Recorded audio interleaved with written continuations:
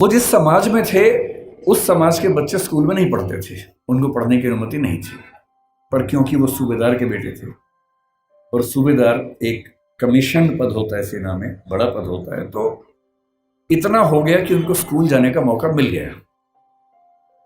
पर उनकी माँ को, आदरणीय भीमाबाई जी को अच्छे से पता था कि जब बच्चा स्कूल जाएगा तो इसके साथ बहुत बुरा बर्ताव होगा, जिसको आपकी भाषा में बुलिंग कहते हैं, आजकल के बच्चों की भाषा में बुलिंग कहते हैं, उसका खतरा था। और माताओं को, पिताओं को बहुत चिंता होती है कि हमारे बच्चे के साथ स्कूल में ज्यादती ना हो, बदतमीजी ना हो। ऐसे कई बच्चे होते हैं, कोई फिजिकली उतना ठीक नहीं है, कोई मेंटली उतना ठीक नहीं है। जब वो स्कूल जाते हैं बच्चे, एक तो पहले वो पीड़ित है, उसके बाद स्कूल के बाकी बच्चे उनका मजाक बनाते हैं, चिढ़ाते हैं।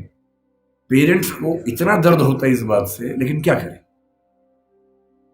तो उनकी माता जी ने, भीमाबाई जी ने कहा कि देख बेटा, स्कूल जा रहा है, पहले ही समझा रही हूं, बहुत बुरे अनुभव होंगे, लड़ना मत, झगड़ना मत, विद्रोह करके छोड़ मत देना, क्योंकि पढ़ाई करोगे वो अकेला रास्ता है कि कुछ बड़ा कर पाओगे जीवन में, वरना कोई दूसरा रास्ता नहीं है। इस बात को उस छोटे से बच्चे ने मन में बिठा लिया। वो स्कूल गया। उस स्कूल में पहली बार कोई ऐसा बच्चा आया था जो समाज के अछूत कहे जाने वाले समुदाय का हिस्सा था। जो बाकी बच्चे थे बुरे नहीं थे, पर वो भी अपने अपने घर से सीख रहे थे, अपने समाज से सीख रहे थे। उनको ये पता था कि ऐसे बच्चों के साथ नहीं बैठना है, दूर रहना है।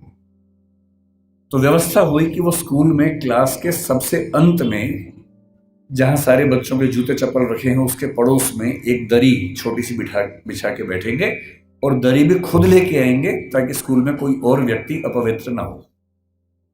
अब सोच के देखिए, इमेजिन कीजिए उस बच्चे की हालत कि एक बच्चा है, अपने घर से दरी लेके आता है, क्लास के अंत में जहां जूते चप्पल रखे हैं उसके पास में बिछाता है, बैठता है, बाद में लेके जाता है। उसके साथ कोई खाना भी नहीं खाता है, तो वो दीवार की तरफ चेहरा करके अपना भोजन करता है जो घर से लेके आया था। उसको पानी पीने की अनुमति नहीं है। आपने ये सब नहीं झेला होगा। उस बच्चे का सोचिए, याद से केवल और केवल 110 साल पहले की बात मैं कर रहा हूं, बहुत पुरानी बात नहीं है, 115 साल पहले की बात। उस बच्चे को पानी पीना है और स्कूल में पानी की एक ही व्यवस्था है कि जो पानी का नल है या घड़ा है उसे वो नहीं छू सकता। तो एक चपरासी है जो उसको दूर से पानी देगा तो वो पिएगा, वो घड़ा नहीं छू सकता है। और ये बात कोई और नहीं कहा है, डॉक्टर अंबेडकर ने खुद अपनी आत्मकथा लिखी है। वो उस समय छप नहीं पाई थी, छपी 1990 के आसपास है।